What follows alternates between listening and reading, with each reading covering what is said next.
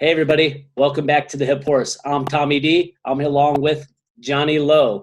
We're talking the Grade 2 San Diego Handicap going a mile and a 16th. This is for 3-year-olds and upward. This is race 10 on Saturday at Del Mar.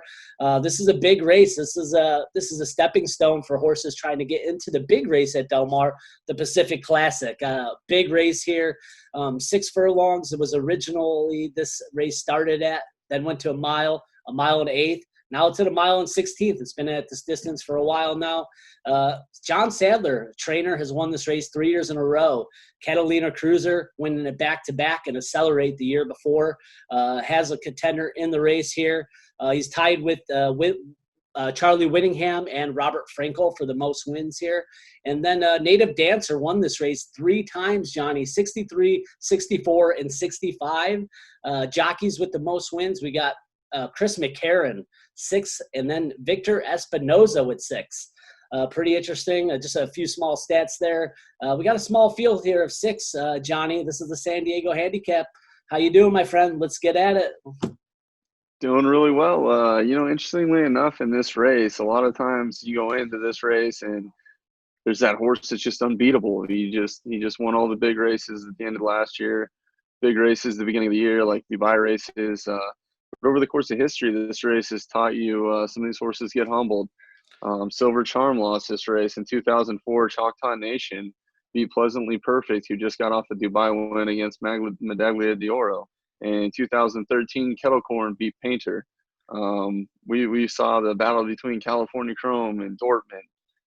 In 2017, the 1-9 Accelerate beat Arrogate. I can't believe I forgot that horse's name, but yeah, so Accelerate beat Arrogate. And this year, it could be another setup. We don't know. Maximum Security is changing barns. He's going to the Bob Baffert barn. He was in the service barn. He hasn't ran since that race in Saudi Arabia, and his works look okay. He's got really fast times, but I guess we're going to see. He's going into the deep end here with the best male handicap horses we have on this side of the country.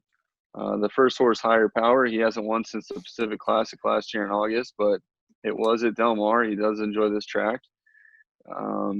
He's an interesting cat because he's by Medaglia d'Oro, who's the El Prado Sadler's Wells line. There hasn't been a horse in the last 10 years plus that has won through that line, but he does have class. He's been running nothing but Grade 1 races since Pacific Classic. I think he has a chance to be somewhat of a contender in here. The 2-horse Axeman is by Misremembered, who's by Candy Ride. Candy Ride was actually the sire of Kettle Corn. So he might have a little outside shot here, especially getting Mike Smith aboard. You know, Mike Smith's pretty crafty. They do call him Big Money Mike. With that being said, only 3 horses in the last 10 years have been the Mr. Prospector line, which was Accelerate, Kettle Corn, and Tres Barachos, who was the 49er branch of the Mr. Prospector line. You have Sharp Samurai for Mark Glatt, who's essentially a turf horse. He does have 3 races on the dirt. He has won 1 race, but he hasn't seen the dirt in a long time other than workouts. This horse is by First Samurai, who's by Giants Causeway. This line is the Stormcat line. The Stormcat line has actually done pretty well in this race. They had back-to-back years. They had wins with Catch a Flight and Fed Biz. So you can't really count the Stormcat line out in a race like this, especially at a mile and 16th. I think it does play really well for the pedigree. Horse switching from turf to dirt in his 6-year-old year for me, though, I think I might have to pass on that one. I think there's some handicappers out there that like him. I think the Stormcat line horse that makes sense in here would be Combatant. He's by Scat Daddy, who's by Johannesburg. His last race in Arkansas, I think you can just throw that race out. It looked like he didn't have much fun, and by my standards and Warriors Charge were really a couple horses that stood out there, and they both ran their race. The race before that, the Santa Anita Handicap, he won by neck over Multiplier and a half length back to Midcourt, who's also in the race. I think Combatant could show up here for Sadler. He's got Van Dyke aboard, even though Pratt, who we would consider probably at this point in his career the better rider, chooses Sadler's other horse. I wouldn't necessarily throw Combatant and Van Dyke out, especially to hit the board here. Maximum Security is going to be the 5-horse. Clearly, Maximum Security is the horse to beat. He's the horse that everybody's talking about. He's starting to get famous. He was the only horse ever to be DQ'd from winning the Kentucky Derby. He just won a $20 million race in Saudi Arabia, switch barns.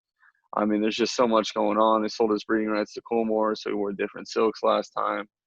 He's really a fan favorite, and he's a horse that everybody can relate to. He's hard working out there, and he's going to take a lot of action. It's going to be one of those races where I think it's his race to win or lose, and if he goes out there and runs how he usually runs, these other horses won't have much of a chance. If he doesn't, you could see that tote board extremely light up. It could be another one like where Accelerates, when he lost, I think Donworth or Cat Burglar paid like $119 to place, something crazy.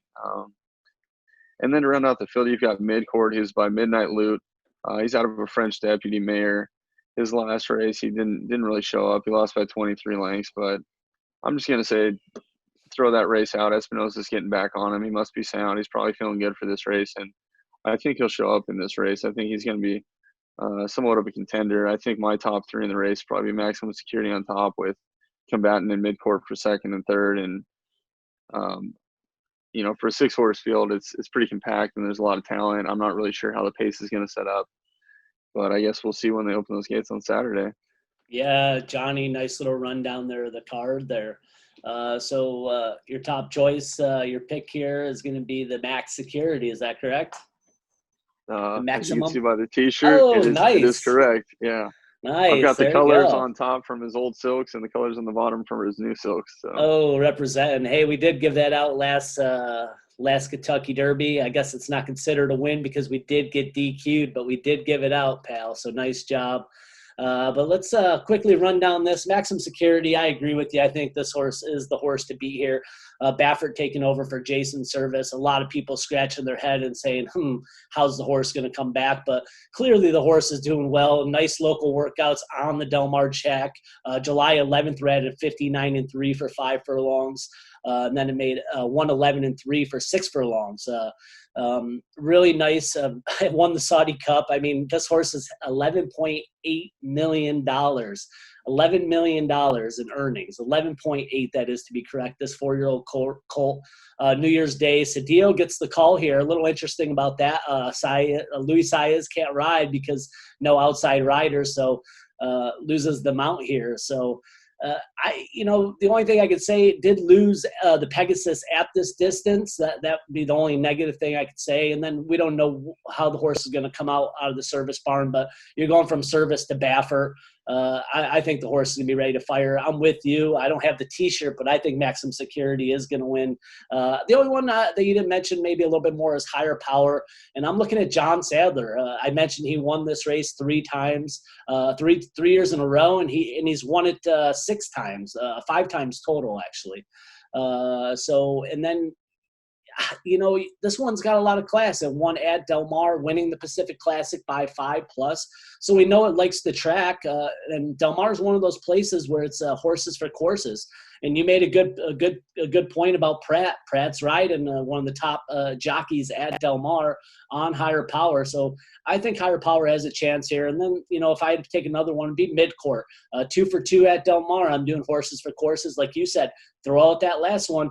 And I'm going to go back to stats and history. Victor Espinosa's won this race 6 times.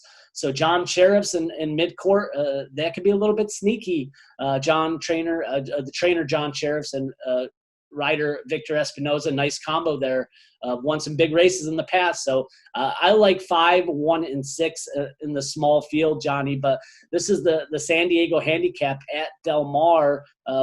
We are doing this a little bit earlier, recording this, so we don't know the exact conditions and scratches and whatnot. So anything else you want to add before we get out of here, Johnny?